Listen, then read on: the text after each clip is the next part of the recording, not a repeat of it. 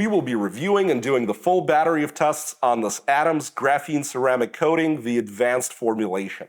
I'm pretty excited as I just applied this to my Corvette, and now I want to see how it actually performs in my tests. That includes our new alcometer, our new way of doing the gloss testing, slickness testing, the visual appeal, ease of application. It's time to apply the Adams graphene, and this is the advanced formula, so we'll see if it's any harder to use than the others we've tried in the past. We're going to apply some drops of the product on this applicator here.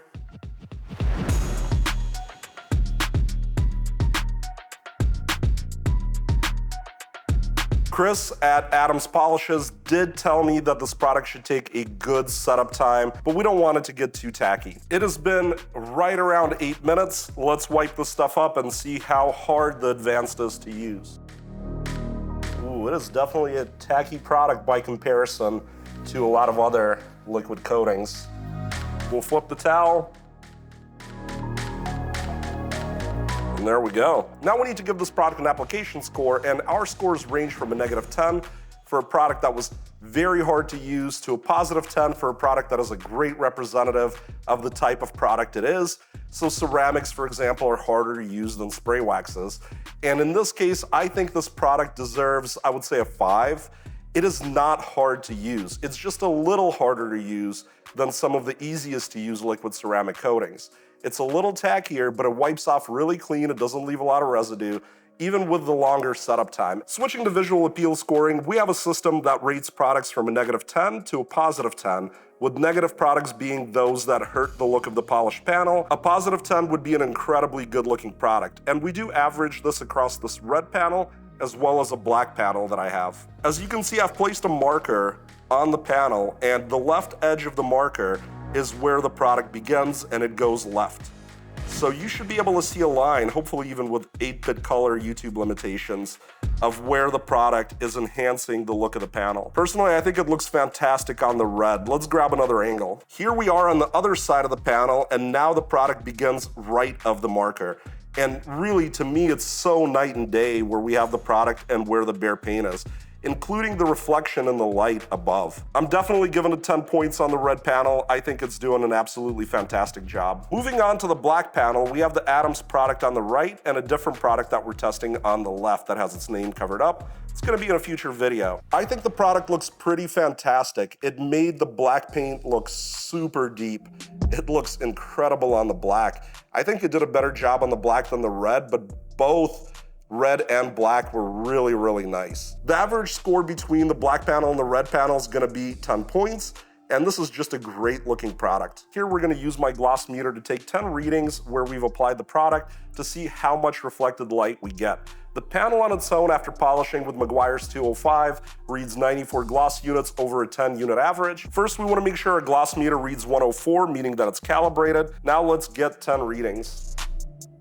And we've got 88.6 at the top there, 85.7 in that other spot, 89.9, 88.3, 88, 90.3, 87.4, 86.9, 85.2, 87.4.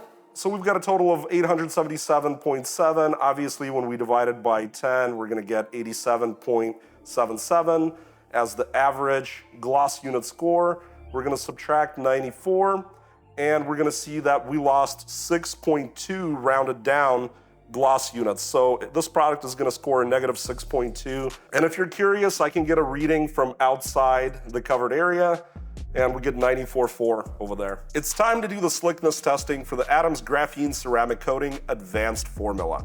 In this test, we're essentially working out the static coefficient of friction of the ceramic treated surface, and then working out the delta against the bare paint and assigning points. We're gonna average 5 gram force readings, so let's do the first one. 120 grams, 130 grams, 110 grams,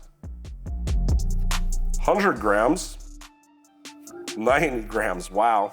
So we've got 550 total grams. We're gonna divide that by 5 to average, and it averaged to 110 grams per pull to get that block moving. The block is a 1,040 gram block, so to work out our static coefficient of friction, we divide that, and we get 0.11 as the static coefficient of friction rounded up. Now we know 0.38 is the bare paint, so we take 0.38 minus 0.11, and we see that we get 0.27. Now we use a 30x point multiplier to get our score, and we score the Adams Graphene Advanced formula an 8.1. That's a terrific score. I need just a quick second of your time. Down below in the description, there are affiliate links to the products and tools used in this video. If you click through and purchase anything site-wide, I get a small commission that helps me run this channel. This machine does UV weathering. So there are 2 bulbs inside here that are UVA 340 bulbs, and that means this machine can simulate months or even years of UV exposure. This counter is going to read out the running time. If we kick both lights off and kick on the timer now runs. As you can tell, we have multiple products being tested here, including the one we're looking at today. Those products themselves have been applied to these microscopy slides. I have these neat little plastic slides that I've painted in orange paint. Here you see one that's labeled control, and it has a piece of glass over it with nothing on it.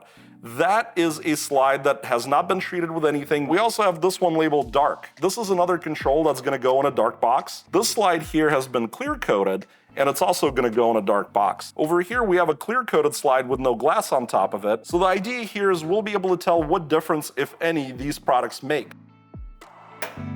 There we go. All we got to do now is wait. It's been 24 hours. The machine shut itself off when the counter reached the limit. Let's try not to mess all this up. Here are our 2 dark samples. That's the clear coated one. That's the uncoated one. I've moved the samples on top of their respective slides so we can get a better idea of what they look like. The sample that says dark, just to remind you, is the one that didn't see any UV exposure. And as you can see, it's so much brighter. It still has that bright orange pigment compared to everything else. This is our control that had no glass over it. And again, it's all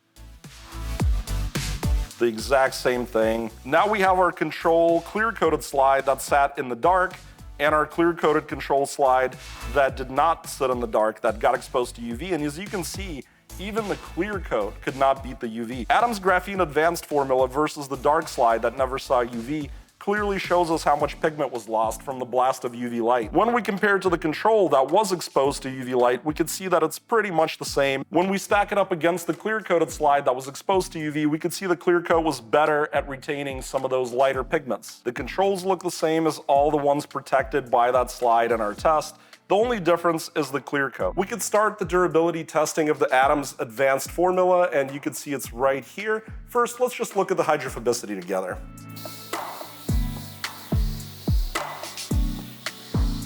As you can see, it's quite a hydrophobic product. We've got our test panel locked into this alcometer, and what this machine does is it scrubs back and forth, leaving a predictable wear pattern that we can go back and test. The scoring, which I'll show you on your screen, is done in sets of passes, and essentially if the product is still working past a set, it'll get that amount of points. We've already pre-soaked the sponges with our normal washing solution. The solution in the machine is ready to go, and I squirted a little onto the test panel so we don't have a dry start. We can lower this arm,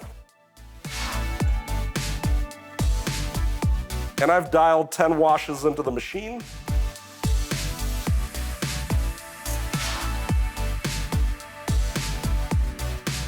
After 10 washes, let's see if the Adams Graphene Advanced formula is still working. Still works, looking good. Dialed it up to 20. Let's hit start.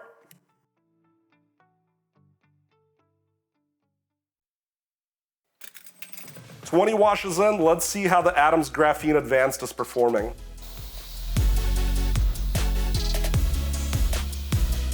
Looking really great, no obvious wear pattern. Let's let it rip.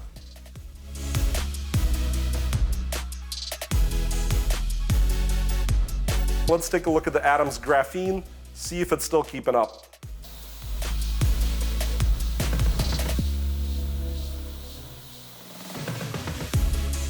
It does look pretty good. We're starting to see a very faint wear line in the middle.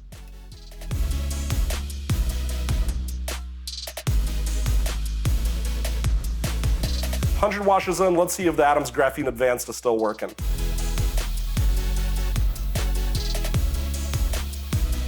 It is still working. We are starting to see a little bit of a wear line here in the middle, so we are getting some damage.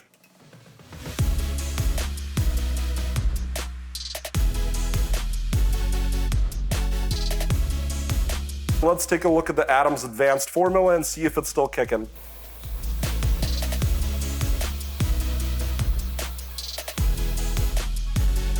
And I'd say it's getting actually worse than the Control now. So at this point, we're gonna call its performance very good, which means it passed at least 100 washes, and we're gonna give it 6 points. Let's do a final review and wrap up. I like to start with the good stuff, and obviously the durability is pretty killer on this product. It does rate very good in our system. I think it likely failed towards the upper half of the 300 passes, so this is a very strong, durable product. The testing is, of course, new, so you can't really go back and look and kind of say, is it better, is it worse than the non-advanced formula? So I think the durability is as good as it was gonna get. As far as the ease of application, I thought the product was still quite easy to use. It wasn't the easiest thing in the world to use as far as a coating, but it was easy to use. There's no reason you can't pick this up. Don't let the advanced name scare you off. It is still easy to use, it just has a little more tackiness. Out of all the stuff I've tested recently, this is by far one of the prettiest products that I've looked at. And that really does show on my Corvette as well when I look at it. We did see a little bit of a loss in gloss numbers, and that is just a measure of the reflected light. It is pretty common for some of the prettiest products to step the gloss down a little bit. This is also a slick product, which is great in terms of preventing marring when you're washing your car or drying it or dusting it or whatever you're doing. Would I recommend this product overall? And I would say yes. It just looks so amazing on the car. I love the slickness. I love the way that it helps me wash. The hydrophobicity is absolutely insane. If you're new to my channel, I do a lot of detailing content, including nerdy tests like the one you saw today, and I do a lot of car mods as well as car repairs. If you're into cars, there's probably something here for you. Remember to hit that subscribe button, give me a thumbs up, leave me a nice comment, and I love talking to everyone that comments, and I hope to see you again in a future video.